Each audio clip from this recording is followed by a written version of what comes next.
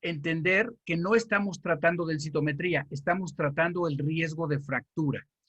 Por lo tanto, si con el tratamiento nuestro paciente sale de osteoporosis desde el punto de vista densitométrico, no significa que se le quitó la enfermedad, simplemente que nuestro marcador nos habla de control en el caso del paciente.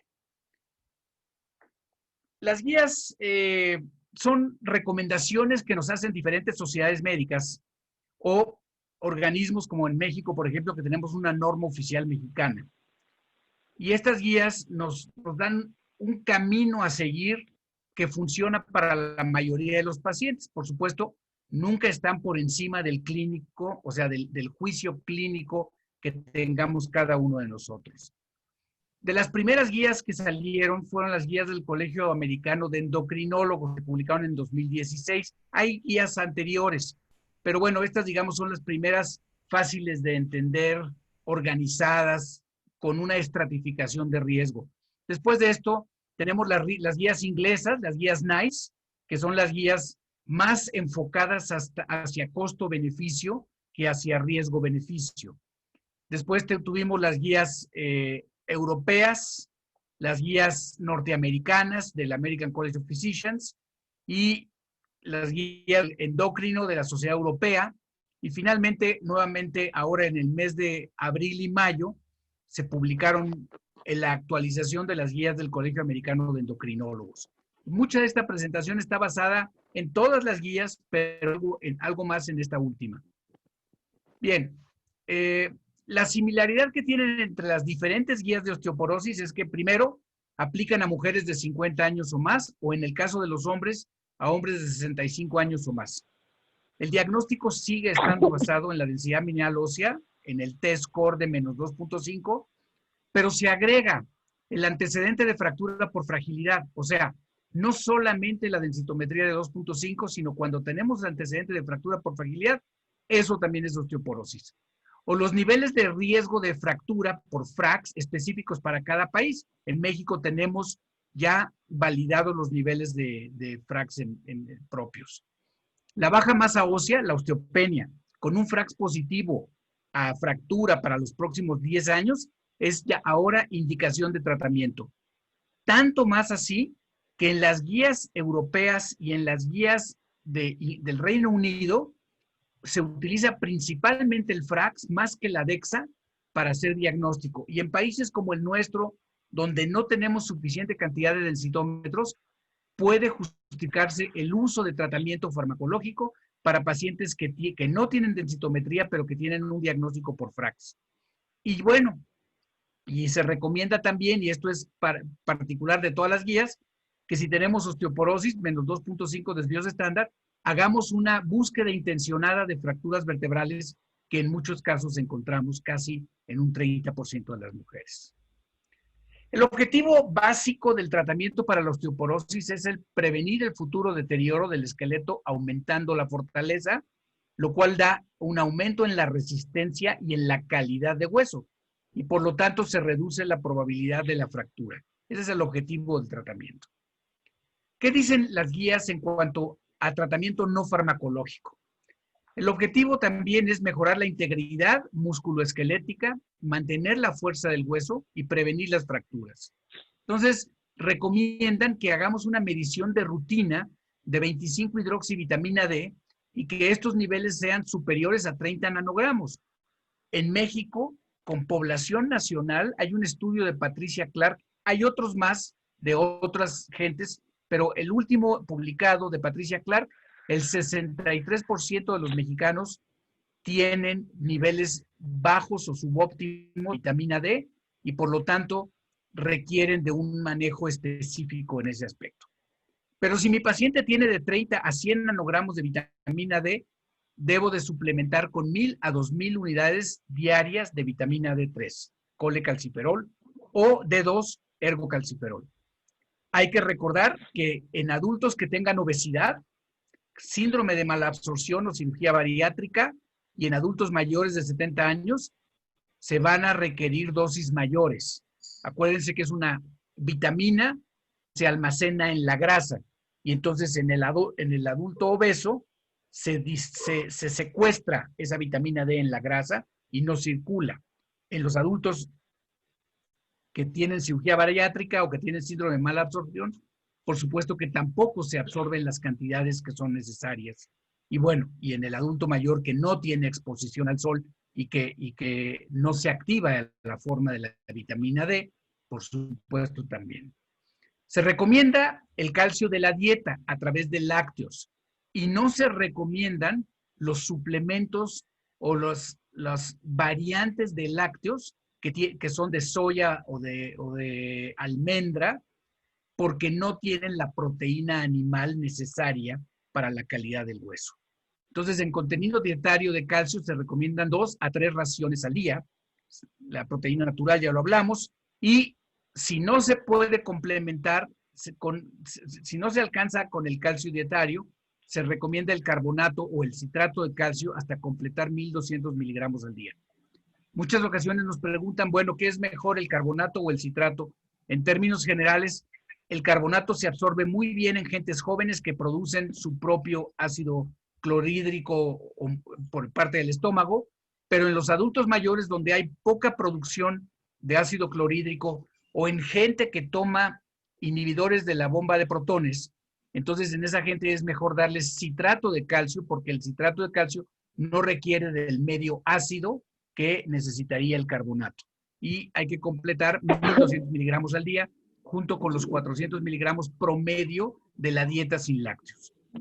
Se recomienda 30 minutos diarios de acondicionamiento físico con ejercicios de peso y balance, 0 tabaco y limitar el alcohol a un máximo de 2 raciones al día. Por supuesto, y sobre todo en nuestros adultos mayores, reducir el riesgo de caídas y fracturas. Recordemos que el adulto que se cae 3 veces o más en un año es un adulto de alto riesgo que puede clasificar como un adulto frágil. Luego nos recomiendan evaluar de rutina a todas las mujeres de 50 años o más y a los hombres de 65. La evaluación inicial debe de incluir una historia clínica completa con examen físico e identificación de factores de riesgo. Hay diferentes instrumentos. Nosotros usamos el FRAX, pero hay otros, el OsteoRisk, el GANAR.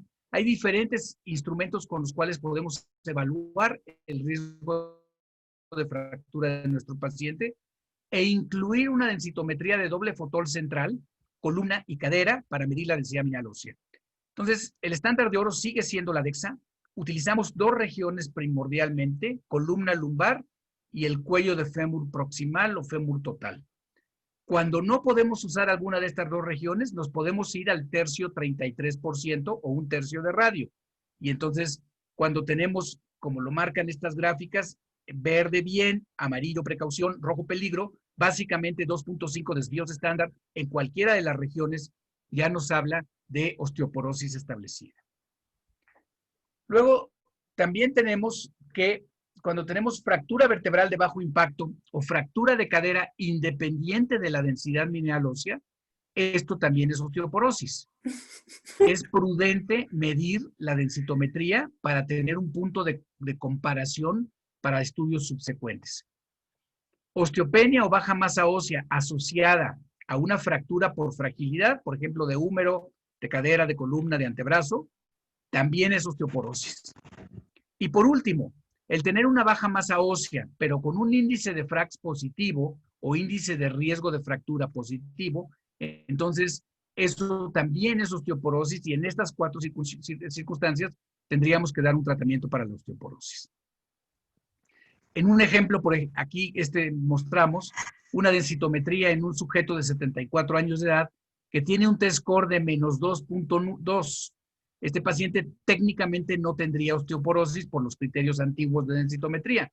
Sin embargo, le hacemos el FRAX y entonces el FRAX nos va a dar 12 puntos, de los cuales 7 puntos son clínicos y esto nos va a hablar de su riesgo de fractura. Si tiene fractura mayor osteoporótica arriba del 20% o si tiene fractura de cadera arriba del 3%, es alto riesgo.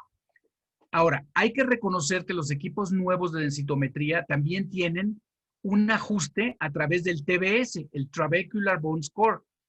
Los equipos más viejos todavía no lo traen.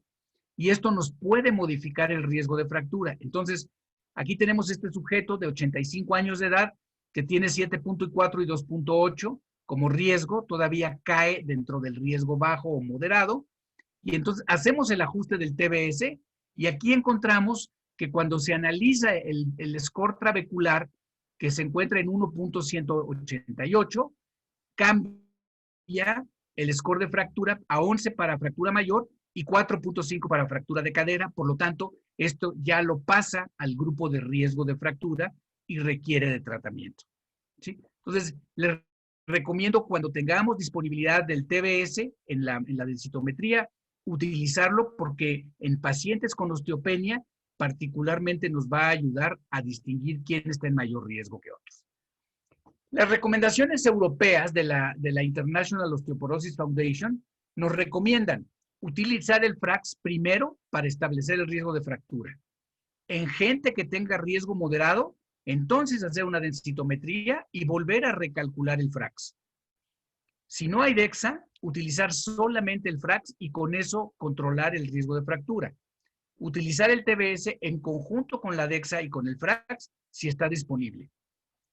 Hay que recordar que el FRAX toma en consideración la cadera, básicamente toma en consideración la cadera. Y entonces puede el resultado de FRAX estar influenciado en pacientes que tomen glucocorticoides sistémicos por más de 3 meses, en gente que tenga osteoporosis en la columna, porque el FRAX no lo considera, el TBS, que también es nada más de la columna, la frecuencia de caídas también puede aumentar el riesgo de un paciente, la longitud del eje de la cadera, personas que son más altas, que miden 1,70 o más, tienen el eje de su cadera más largo y por lo tanto más frágil.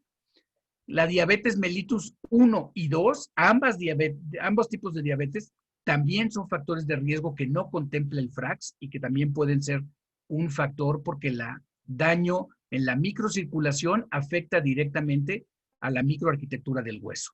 Y el estatus migratorio, en el caso, por ejemplo, de población de origen chino o japonés, se incrementa el riesgo. En población de origen africano, se reduce el riesgo. Entonces, eso sí modifica un poco la posibilidad de fractura. Y bueno, cuando haya pérdida documentada de estatura, cifosis, glucocorticoides y cualquier densitometría por abajo de 2.5, hay que evaluar fracturas vertebrales. La mayor parte de los tratamientos que damos para osteoporosis son antirresortivos y entonces todos estos frenan el remodelado del hueso. Hay que recordar que cuando tenemos hueso viejo, este hueso produce interleucinas, factor de necrosis tumoral y otros avisos de inflamación que van a hacer que los osteoclastos destruyan una parte de hueso formando la laguna de Hauschildt y posteriormente los osteoblastos, las células de recubrimiento, van a depositar un material osteoide y posteriormente un hueso mineralizado. La mayor parte de los tratamientos trabajan en el proceso de remodelado. El proceso de modelado de hueso, formación de hueso nuevo, lo tenemos durante la infancia y adolescencia, en la que tenemos un pico de crecimiento mayor hasta los 20 años de edad. Entonces, los tratamientos generalmente actúan acá, aunque ya tenemos algún tratamiento que tiene alguna función en el modelado. De los medicamentos para el remodelado, en primer lugar tenemos la terapia de reemplazo hormonal para mujeres jóvenes de 50 años, los SERMs para mujeres de 60 años o más, los bifosfonatos y el denosumab para personas ya directamente con diagnóstico de osteoporosis. También tenemos anabólicos formadores de hueso, por ejemplo, avaloparatida y teriparatida. En México todavía no ha llegado el avaloparatida, pero la teriparatida pues llevamos ya 15 años trabajando con esta molécula. La mayor parte de la función que tienen estos dos formadores de hueso es sobre el hueso nuevo que se produce en el remodelado en el interior de la laguna de Hauschildt y tienen un poquito de efecto en el modelado del hueso. El producto que viene a futuro recientemente sería el romosozumab. Este anticuerpo monoclonal ya se encuentra disponible en Estados Unidos, en Asia y en Europa.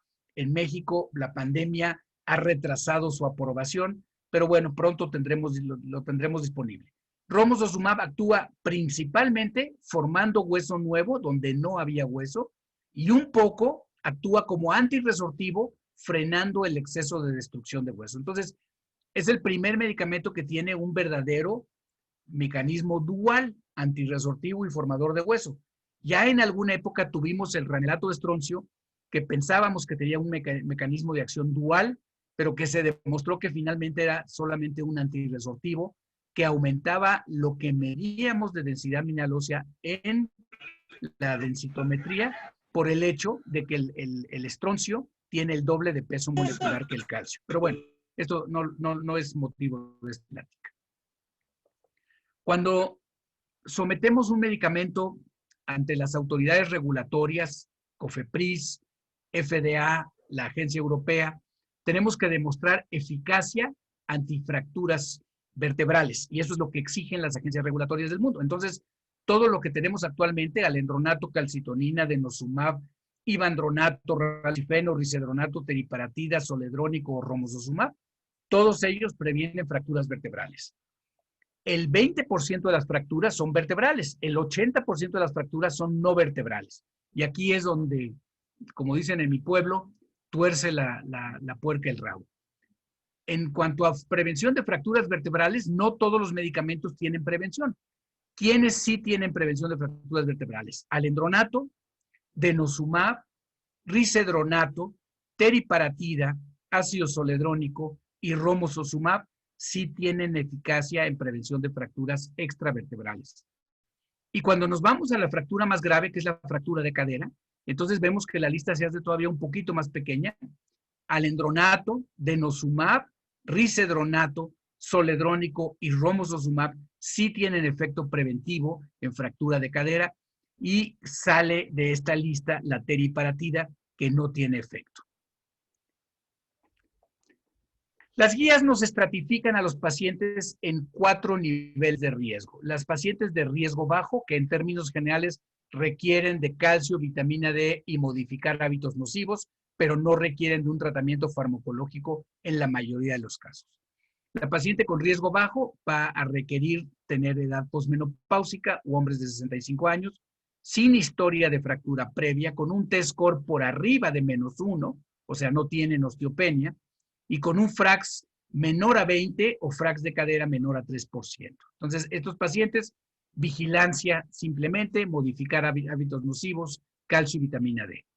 Luego tenemos el segundo grupo, con riesgo medio o moderado de fractura. Aplica el tener todos los criterios: posmenopausia, no fractura previa, T-score de -2.5 y FRAX mayor a 20% para fractura mayor y mayor a 3% para fractura de cadera. Entonces, aquí sí ya se requiere de tratamiento. La terapia de reemplazo hormonal que utilizamos mucho los ginecólogos se recomienda solamente para pacientes sintomáticas con síndrome vasomotor, sabiendo que va a cuidarse la masa ósea, no se va a perder, y en los estudios que tenemos, pocos estudios que tenemos en cuanto a prevención de fracturas, el estudio más grande es el WHI, donde tenemos una reducción de fracturas vertebrales, extravertebrales y fracturas de cadera en un 34% a 5 años o a 7 años de tratamiento. Entonces, esto es una ganancia modesta en muchos años de tratamiento, pero la terapia de reemplazo hormonal ya no la usamos nunca después de los 60 años. La mayor parte de las pacientes las tratamos hasta los 55 años de edad, y algunas pacientes las tratamos hasta los 60 años de edad con terapia de reemplazo hormonal, pero en general, después de los 60 ya no tratamos con terapia de reemplazo hormonal. Para pacientes que no tienen síndrome vasomotor, entonces podemos utilizar también los SERMs. Raloxifeno, nosotros entramos en estos dos estudios, raloxifeno y vasodoxifeno. A 4 años reduce fracturas vertebrales en mujeres que no tienen fracturas previas en un 50%, y en mujeres que tienen fracturas previas en un 34%. Vasodoxifeno también a 3 años en el grupo completo de pacientes 42%, y en las pacientes que tenían fractura previa 45% de reducción de fracturas vertebrales. Pero los SERMs, es importante mencionar, no tienen eficacia en prevención de fracturas extravertebrales o de fracturas de cadera. ¿Qué dicen las guías? En términos generales, las guías dicen En pacientes que no tienen fracturas prevalentes, pero que tienen un riesgo moderado porque tienen los 2.5 desvíos estándar o tienen su FRAX positivo, la primera línea de tratamiento sería alendronato, denosumab, risedronato o ácido zoledrónico. Están colocados en orden alfabético. Y como tratamiento de segunda línea o alternativo, ivandronato o raloxifeno. Vamos ahora a lo que sería el alto y el muy alto riesgo. Cualquier criterio aplica. Alto riesgo, edad de 65 años, con la presencia de una fractura previa que pueda tener más de 12 meses de antigüedad, o un test score por abajo o igual a menos 2.5, o un test score de menos 1 a menos 2.5, pero con un FRAX positivo para fractura mayor o para fractura de cadera. Y si nos vamos a muy alto riesgo, cualquiera de estos criterios aplica para ser un paciente de muy alto riesgo.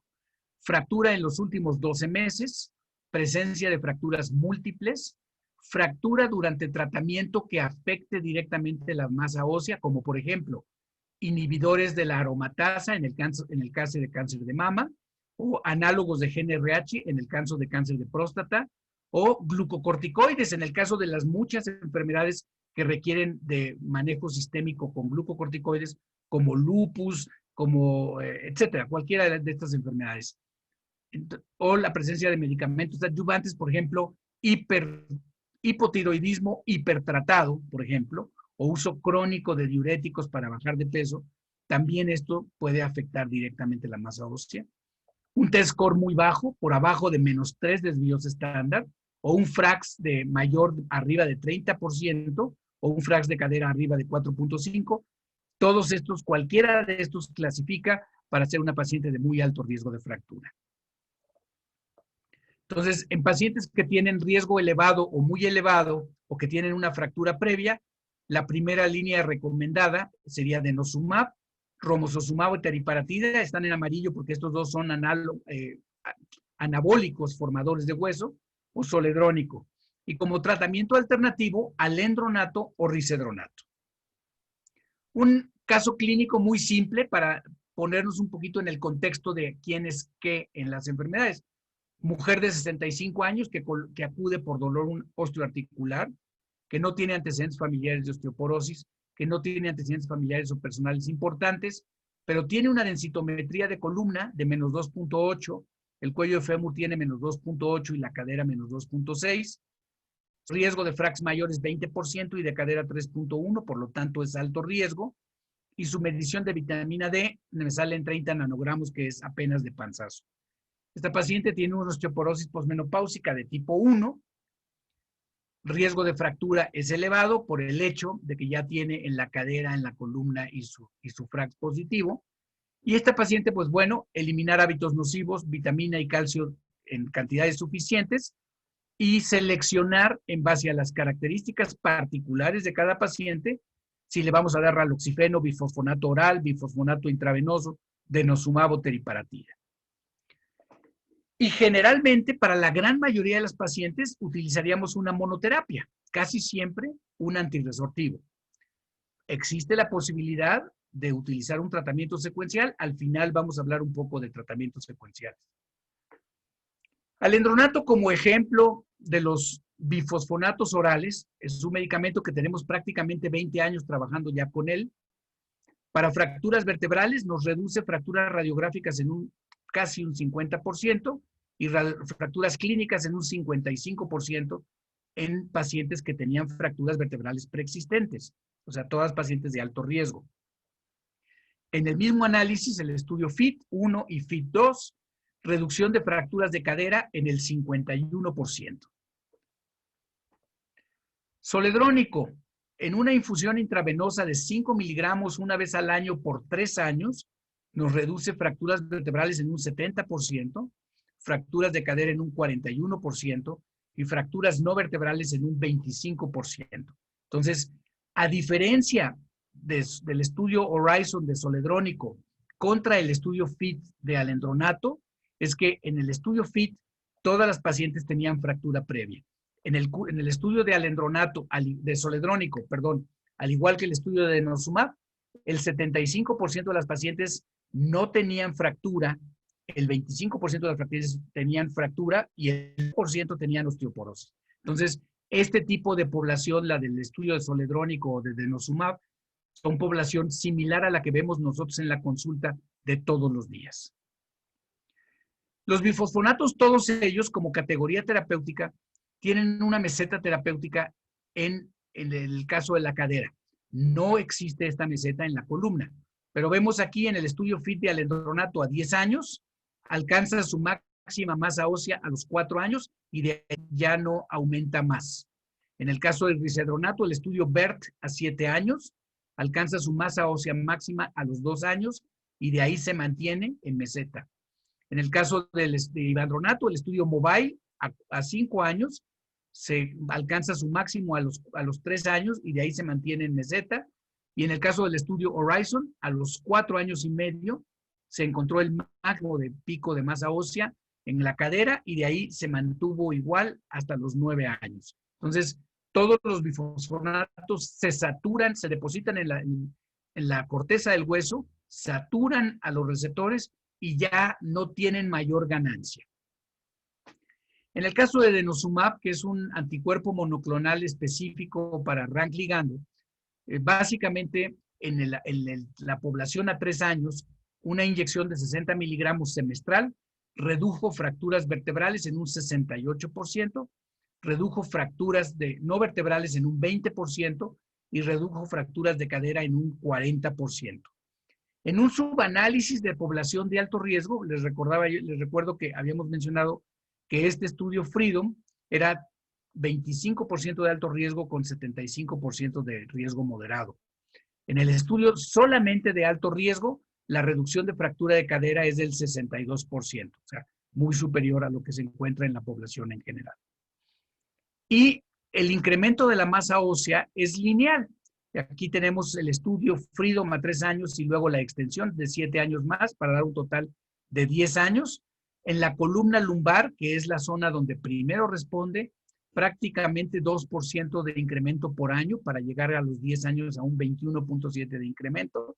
Y en el caso de la cadera, 1% por año para llegar a los 10 años a un 9.2% de incremento, pero no hay meseta de pérdida de masa ósea.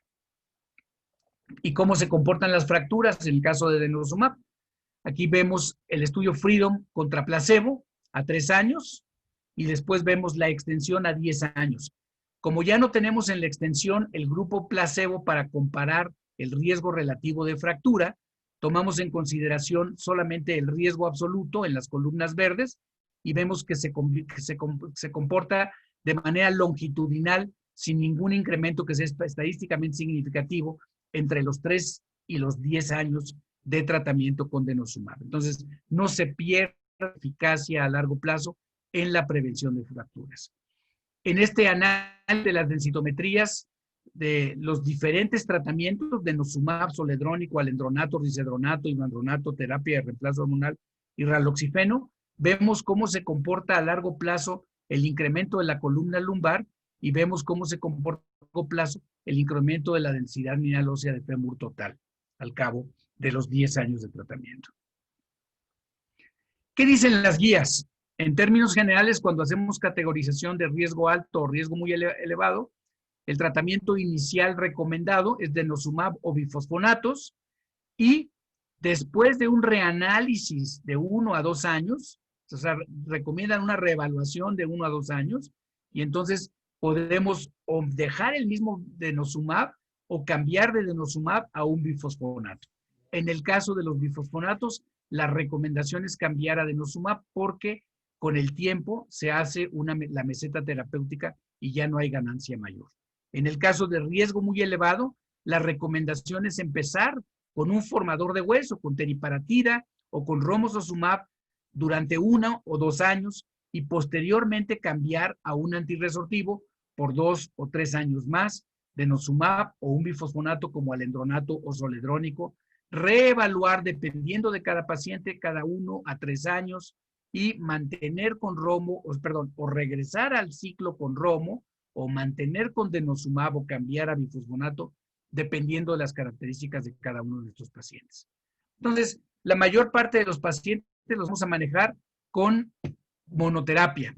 La base del tratamiento en gente que tiene recambio óseo rápido, como es la mujer posmenopáusica, generalmente usamos antirresortivo, y los formadores los usamos en sujetos que tienen bajo recambio, que tienen osteoporosis de tipo 2 o senil, o en personas con alto riesgo de fractura.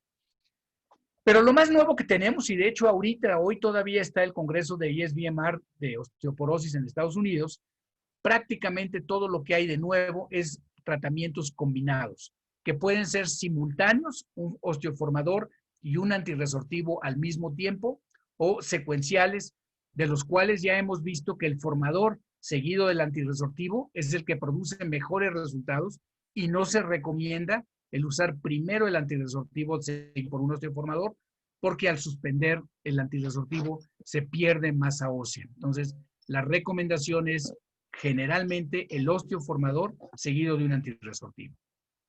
Caso clínico rápidamente, mujer de 75 años que acude por el antecedente de una fractura de cadera hace un mes, ya fue operada, un antecedente materno de fractura de cadera, fractura de coles a los 55 años, ingesta baja de calcio, tabaquismo, 3 a 5 cigarros diarios por 50 años, pérdida de estatura, 5 centímetros, presencia de cifosis, investigando específicamente fracturas vertebrales, hay un acuñamiento en T11 y en L1 y en L4, una densitometría de la columna con menos 2.9, cuello de fémur 2.8 y cadera 2.6, sus factores de riesgo son 25% y 5.2, su vitamina D es de 13 nanogramos. Bueno, esta mujer en general tiene una osteoporosis posmenopáusica tipo 1, pero ya por las datos de la historia clínica es un ejemplo de un riesgo muy alto y podemos dar, por supuesto, calcio, vitamina D, tratar de eliminar hábitos nocivos. A esa edad es difícil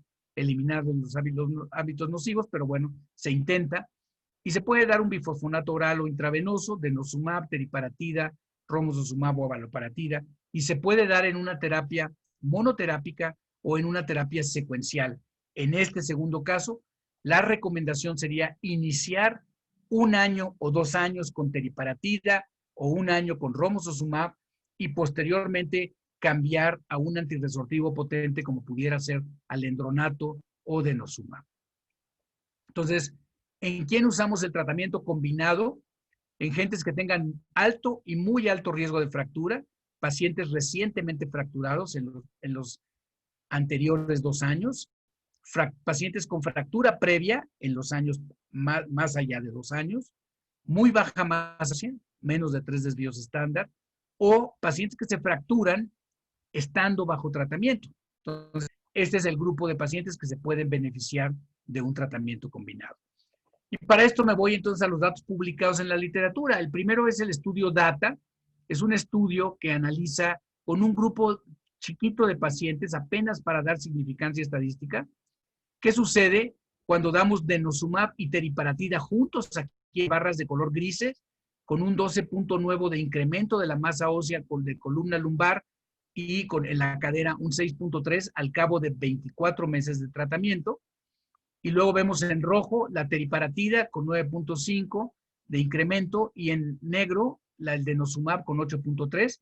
Entre estos dos grupos, no hubo diferencia estadísticamente significativa. La única diferencia estadísticamente significativa fue en el grupo combinado simultáneo.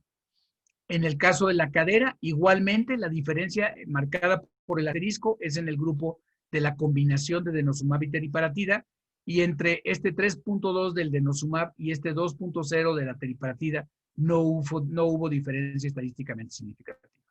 Entonces, esto es cuando combinamos. ¿Cuál sería el inconveniente de combinar el tratamiento? Es sumamente caro. Por poner un ejemplo, el antirresortivo, cualquiera de los antirresortivos, desde el punto de vista original, no un genérico, sino un original, están costando alrededor de 1,800 pesos mensuales por 12 meses.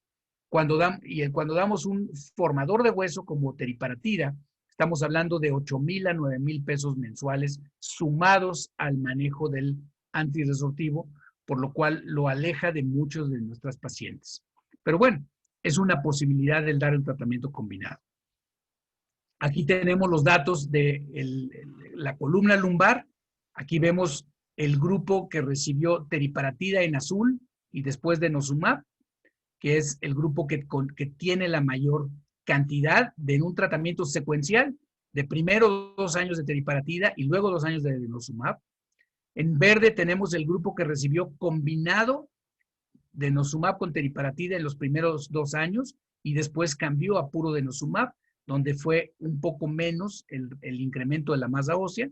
Y por último tenemos en rojo el grupo que primero recibió el antirresortivo denosumab y después se cambió al formador de hueso, y en los primeros 6 meses, perdón, en los primeros 6 meses hubo un decremento de la densidad mineral ósea, que empieza a ganar nuevamente con el tiempo, pero no llega a los niveles que pueden llegar en el grupo de teriparatida seguido de denosumab. Esta es la columna lumbar, que es lo que primero responde, y aquí tenemos en la siguiente diapositiva lo que pasa en el caso de la cadera. En la cadera total y en el cuello del fémur pasa lo mismo. Al cabo del año del antirresortivo, al dar el formador de hueso, se pierde lo que se había ganado, y en el caso del primero haber dado el formador y después dar el antirresortivo, se potencializa la cantidad de hueso que se forma. Este es el estudio recientemente publicado de romosozumab, en el cual se maneja por ciclos. Son 2 años de romosozumab, luego 1 año de denosumab y luego un segundo año de romosozumab. Aquí lo vemos en la columna y en la cadera, y vemos cómo hay ganancia que continúa a través de dar los ciclos de romosozumab con denosumab. Y esta es la combinación del estudio FRAME en naranja y el estudio FREEDOM en verde. En el estudio FRAME se dio 1 año de romosozumab con 1 año de denosumab, y en el estudio FREEDOM se dieron 10 años de denosumab. Entonces, esto es el resultado en la columna lumbar. Y fíjense qué interesante. 1 año de romosozumab equivale a 4 años y medio de denosumab, más el segundo año de denosumab equivale a haber dado 7 años de denosumab. Entonces, con 2 años de tratamiento, cubrimos lo que hubiéramos utilizado 7 años con los tratamientos convencionales actuales. En la cadera pasa lo mismo. 1 año de romo equivale a 3 años de denosumab, más el segundo año de denosumab equivale a 5 años y medio de denosumab solo. Entonces, lo que hacemos al dar primero el formador y luego el antirresortivo es potenciar el efecto del formador, porque permitimos que el hueso se siga mineralizando durante el segundo año, pero no permitimos que se destruya nada de ese hueso nuevo. Entonces, esa es la ventaja del tratamiento secuencial iniciado por un formador. ¿Cuáles son los datos de teriparatida en cuanto a prevención de fracturas nuevas cuando se utiliza solo durante 24 meses? La reducción de fracturas vertebrales es un 65%, la reducción de fracturas no vertebrales en un 53%. Son resultados muy halagadores. Sin embargo, el problema principal que tenemos con teriparatida es que no hay eficacia en prevención de fractura de cadera. ¿Qué encontramos en el caso del estudio FRAME de romosozumab? Aquí vemos los resultados a 3 años. El primer año recibieron romosozumab por 12 meses y el segundo y tercer año recibieron denosumab 24 meses en total. Comparado contra 12 meses de placebo y después 24 meses de denosumab. Aquí vemos las fracturas vertebrales nuevas, 66% de reducción de riesgo relativo en el grupo que usó romosozumab con denosumab, 27% de riesgo relativo en fracturas clínicas, 21% de reducción de fracturas no vertebrales, 27% de reducción de fracturas no vertebrales mayores, 30% de reducción de fracturas osteoporóticas mayores, 65% de reducción de fracturas vertebrales nuevas o de empeoramiento de fracturas múltiples y 41% de reducción de fracturas de cadera al cabo de 3 años de tratamiento, pero recordando que la densidad mineral ósea se incrementa de manera muy importante desde el principio. ¿Qué nos dice las guías? El algoritmo de manejo de las guías lo vamos a ver muy rápido porque ya nos estamos acabando el tiempo, pero en términos generales, en pacientes con muy alto riesgo sin fractura previa, alendronato, denosumab, risedronato, zoledrónico, evaluar anualmente la respuesta a la terapia y riesgo de fractura, Si se encuentra aumentada la densidad mineral ósea o estable y no hay fracturas, en el caso de los bifosfonatos se puede dar un descanso de 1 año después de 3 a 5 años de tratamiento. En el caso de denosumab no existe descanso porque al terminar el denosumab, la paciente vuelve a caer en recambio rápido y empieza a perder rápidamente lo que ganó. Entonces, si por algo tengo que suspender el denosumab, la recomendación es reiniciar en esa paciente alendronato.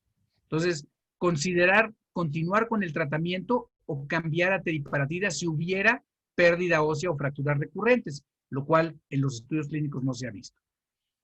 En pacientes en quienes a pesar del tratamiento se progresa la pérdida ósea o hay fractura, verificar adherencia terapéutica, que el paciente esté tomando el medicamento tal y como se le indicó, y buscar, por supuesto, causas de osteoporosis secundarias y modificarlas. Cambiar a un inyectable, cambiar a un formador o buscar factores que lleven a una respuesta subóptima. Muy tontamente, pero frecuentemente pasa en la consulta que el paciente empieza a recibir el tratamiento con denosumab o con alendronato o con zoledrónico y entonces suspende el calcio y la vitamina D porque piensa que le mandaron ya un tratamiento más potente que no necesita calcio y vitamina D. Hay que recordar que en todos los casos siempre es con calcio y vitamina D. En pacientes con muy alto riesgo de fractura, abaloparatida, denosumab, romosozumab, teriparatida o zoledrónico. Como al tratamiento alternativo, alendronato o risedronato, reevaluar anualmente la respuesta a la terapia con denosumab, con romosozumab, con abaloparatida, con zoledrónico, y dependiendo de eso, continuar igual si hay una densidad aumentada o estable, pero si se pierde, pues cambiar a tratamiento combinado, simultáneo o alguna otra alternativa. Las respuestas que esperaríamos en densitometría, que se recomienda repetir cada año, es un aumento significativo de la densidad mineral ósea, lo cual es alentador. Pero una densidad mineral ósea estable, como en este ejemplo, también es alentador porque lo normal es que la paciente perdiera hueso. Si se mantiene plano, bueno, no está ganando como quisiéramos, pero está ganando. Y una disminución significativa de la densidad mineral ósea es un motivo de preocupación y esto requiere de un reanálisis del caso en particular. Resumiendo, hay que identificar a los individuos con riesgo de fractura, ya sea porque tienen osteoporosis por DEXA, o porque tienen antecedente de fractura de fragilidad, o porque tienen un FRAX positivo en pacientes que tienen densitometría con osteopenia. Corregir deficiencia de calcio y vitamina D, modificar hábitos nocivos, y aquí es donde entra la medicina que hacemos todos en el consultorio. Entonces, hay que seleccionar qué tratamiento le vamos a dar a nuestro paciente en base, por supuesto, a que sea un tratamiento eficaz. Lo primero que yo busco es que sea eficaz. Lo segundo que busco, o al mismo tiempo, es que sea seguro para mi paciente. Y ya buscamos después otras cosas como que sea tolerable, que sea conveniente, que sea de preferencia del paciente. Es muy chistoso, pero para conseguir adherencia terapéutica, muchas veces necesitamos convencer al paciente y darle el tratamiento que él prefiere. Hay pacientes que nos dicen, a mí dame una inyección, a mí no me des cosas tomadas. Y hay pacientes que nos dicen, a mí dame una pastilla porque yo no quiero inyecciones. Entonces, eso va a tratar de mejorar la pobre adherencia terapéutica que tenemos con los medicamentos para osteoporosis, que salvo las inyecciones de teriparatida y denosumab, la adherencia terapéutica con los orales no es superior al 30% al cabo de 12 meses de tratamiento. En el caso de los parenterales, es superior al 70% al cabo de 1 año de tratamiento con los parenterales. Y por supuesto el costo. Siempre va a influenciar el costo en la decisión terapéutica en muchos de nuestros pacientes que tienen que pagar directamente los medicamentos. Cuando trabajamos en una institución, a veces no tenemos tanto esa restricción de qué medicamento usar.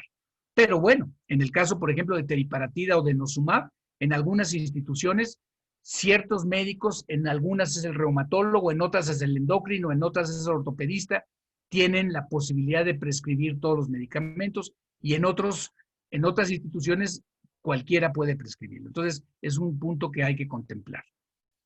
Y recordar lo que mencioné al principio. Lo que tratamos es el riesgo de fractura, no tratamos la DEXA. Si mi paciente con tratamiento mejora su DEXA, no significa que se le quitó la enfermedad. Es como al diabético, el tener su hemoglobina glucosilada normal, o al hipertenso, el tener su diastólica por abajo de 80, o al hiperlipidémico tener su LDL por abajo de 75, no significa que les quitamos la enfermedad. Simplemente se logró el objetivo terapéutico y no va a haber complicaciones mientras estemos controlando la enfermedad. Entonces, no estamos tratando la densitometría.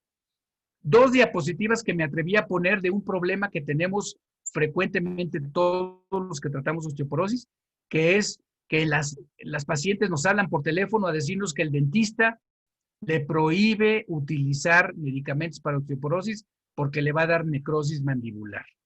Este es un estudio que se publicó en la revista Endocrine Society en febrero del 2019 y analiza 10 años de tratamiento con denosumab.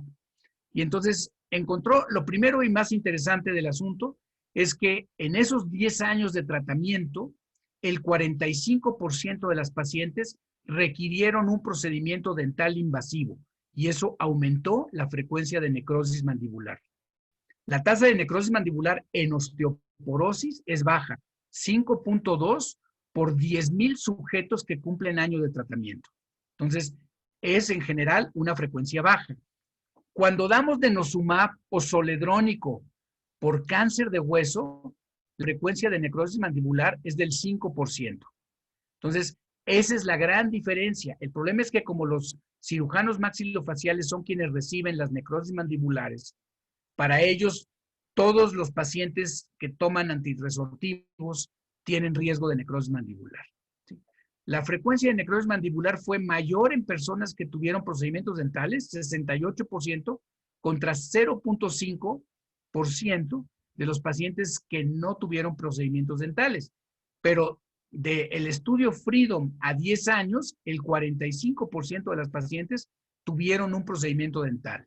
Entonces, desde una extracción de una muela, un implante, la colocación de un implante, todo esto nos puede llevar. ¿Cuál es la recomendación que nos hace las diferentes guías en relación a necrosis mandibular? Es que antes de iniciar un antirresortivo por osteoporosis o por cáncer, y por supuesto en el caso de cáncer de hueso, se recomienda realizar una revisión dental de rutina, mantener una buena higiene dental y tener presente los síntomas de necrosis mandibular, como son dolor, el antecedente de un procedimiento invasivo y halitosis. Si es posible, evitar procedimientos dentales invasivos, como extracciones, implantes o cirugía. Pero bueno, nadie se hace un procedimiento dental invasivo por gusto. En realidad, cuando lo tenemos que hacer es porque el dentista nos dice que no hay de otra. Pero si podemos resolver el asunto dental antes de iniciar el tratamiento antirresortivo, esto es mejor. Si se requiere el uso de dentaduras, asegurarse que estas estén bien adaptadas, que no se estén moviendo todo el tiempo. Si se requiere un procedimiento invasivo durante el tratamiento, puede ser adecuado detener el tratamiento por el periodo de tiempo previo, un mes antes del procedimiento y un mes después del tratamiento. Esa es la recomendación que le hacemos a nuestros pacientes. Si es un procedimiento que no se puede diferir, en el caso un absceso, por ejemplo, entonces se impregna de antibióticos con beta-lactámicos, que son los que inhiben el crecimiento de los actinomicetos, que es lo más común que se encuentra en las necrosis mandibulares, y después de eso se realiza el procedimiento. Simplemente con 24 a 48 horas de un tratamiento sistémico con beta-lactámicos, generalmente con eso es suficiente para inhibir el crecimiento de estas bacterias. Y con esto concluyo diciendo que la osteoporosis es una enfermedad crónico-degenerativa que requiere un manejo a largo plazo. El tratamiento principalmente lo hacemos con antirresortivos, aunque bueno, en algunos pacientes tenemos tratamientos formadores o combinados, secuenciales o simultáneos, como alternativa. El objetivo primario es prevenir la fractura, pero no sabemos qué mujeres se van a fracturar y quiénes no. Entonces, nuestro objetivo subrogado es conseguir y mantener que la densidad mineral ósea de la cadera total se encuentre igual o por arriba de menos 1.5 desvíos estándar. Y el tratamiento involucra tratar al paciente hasta que disminuya el riesgo de fractura y por lo tanto en muchos casos el manejo es por muchos años. Y con esto agradezco al doctor Alejandro por la invitación y a todos ustedes por la atención que brindaron en esta plática, y creo que tenemos algunos minutos para poder resolver alguna duda o comentarios. Muchas gracias. Por supuesto, muchas gracias, doctor Murillo. La verdad es que una plática excelente, muy interesante desde el punto de vista precisamente de hacer conciencia en qué momento utilizar cada tipo de tratamiento, porque a veces simplemente pensamos, este es el último que salió, este es el más nuevo, este es el que le queda a todo mundo, ¿no? Y siempre, pues para cada quien va a haber un medicamento, además de hacer conciencia precisamente en el tema del calcio, que no lo debemos de dejar, ¿no? Y sobre todo la vitamina D, que es una de las vitaminas que realmente tenemos mayor deficiencia muchos. Preguntan aquí, ¿existen recomendaciones diagnósticas y terapéuticas específicas para disminuir el riesgo de osteoporosis en pacientes premenopáusicas con hipotiroidismo? Sí, en términos generales, la paciente hipotiroidea requiere un manejo. El punto es no hipertratarlas. De repente la paciente se da cuenta que si toma 125 microgramos de Eutirox, se mantiene más delgadita. Y entonces cuando el médico le quiere bajar a 100, la paciente se sigue tomando 125. ¿Sí? Eso es una de las causas de pérdida rápida de calcio a través del riñón. También tenemos otras gentes que fuera del hipotiroidismo que nos pueden hacer pérdida rápida de calcio, que son gentes que luego en un futuro pueden hacer hiperparatiroidismo, pero que en ese momento, cuando son jovencitas de 60 años, no nos damos cuenta. Entonces, también hay que buscarle por ahí una relación calcio-creatinina en orina de 2 horas, y si el índice nos sale por arriba de 0.15, esa paciente está perdiendo mucho de su calcio por la orina, y tenemos que buscarle por ese lado qué es lo que está ocurriendo. Pero en términos generales, mantener a la paciente eutiroidea, esa paciente que tiene TSH de 0.00, esa paciente habitualmente está hipertratada. Perfecto, excelente. Básicamente tenemos más felicitaciones que preguntas. Aquí hay otra pregunta. Tratamiento ideal en una paciente mayor de 65 años de edad que tenga osteoporosis y además artritis reumatoide. Ok, la paciente con artritis reumatoide es un riesgo especial porque se asocia directamente con osteoporosis por la falta de motilidad, por la falta en el equilibrio. Todo eso la puede llevar a fragilidad de sus huesos. Entonces, deben de ser concomitantes. No hay ningún estudio que demuestre que se afecta si yo doy un anticuerpo monoclonal para el tratar la artritis y sumo otro anticuerpo monoclonal para tratar la osteoporosis. No hay. Aquí lo único que tendríamos que tener cuidado, sobre todo en gente mayor, es que no tengan insuficiencia renal, porque en el caso de los bifosfonatos sería la contraindicación que tenemos, la insuficiencia renal. Pero en el caso de artritis reumatoide, definitivamente, y más si la paciente recibe glucocorticoides, necesita tratar de disminuir la dosis de glucocorticoide y darle un tratamiento específico para la osteoporosis. Muy bien, preguntan también, en el caso de una paciente que tenga indicación de un tratamiento combinado o secuencial, pero que el problema sea el económico, ¿cuál sería la opción? Sí, ya sé. Sí, casi o sea, esas pacientes que nos traen al consultorio en silla de ruedas, que el hijo las va empujando en la silla de ruedas, que ya no se pueden levantar, que tienen varias fracturas, esa es la paciente ideal para iniciar un tratamiento secuencial o combinado. Pero si el punto económico es lo más importante, bueno, este año, a más tardar, bueno, este año ya en todo el mundo hay genéricos de PTH, de teriparatida, que van a irse a un 70% del precio de lo que tiene la teriparatida actualmente comercial, ¿no? Y utilizaríamos también genéricos de los bifosfonatos, que es de los que ya tenemos disponibles. No hay muchos estudios de genéricos en cuanto a eficacia. En términos generales, el problema grave que tenemos con los genéricos es que los estudios europeos y norteamericanos con bifosfonatos, que es de donde hay genéricos, tienen alrededor de la mitad de la ganancia de hueso. No tenemos estudios de prevención de fracturas con genéricos pero de DMO, de densidad mineral ósea, sabemos que aumentan la mitad. Y además el genérico tiene una adherencia terapéutica mucho más baja que la adherencia terapéutica que tiene el producto original, por muchos diferentes motivos. ¿Sí? Entonces, una paciente bien motivada y bien vigilada, le podemos dar un genérico cuando llegue el de PTH con eso, o un bifosfonato genérico que nos puede ayudar de manera importante. Muy bien, me parece que me preguntan aquí respecto a suplementos alimenticios. Yo supongo que hacen mención de que hay ahorita una moda importante de varios suplementos que abogan, sobre todo por omega 3 y cosas por el estilo, ¿no? No sé qué opine al respecto. Sí, en términos generales, el problema más importante que tenemos con los suplementos alimenticios es que, como se registran como nutrimentos, no tienen que demostrar que sirven. Entonces, mucho es la mercadotecnia que utilizan para vendernos que sí sirven.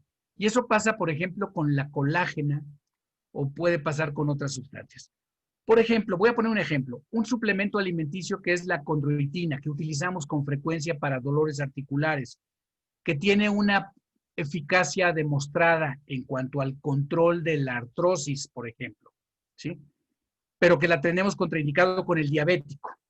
Ahora tenemos unos péptidos de colágena orales que nos están vendiendo que hacen lo mismo sin afectar al diabético. Entonces, ese tipo de adyuvantes pueden funcionar, pero nunca sustituyen al tratamiento, ni al calcio, ni a la vitamina D.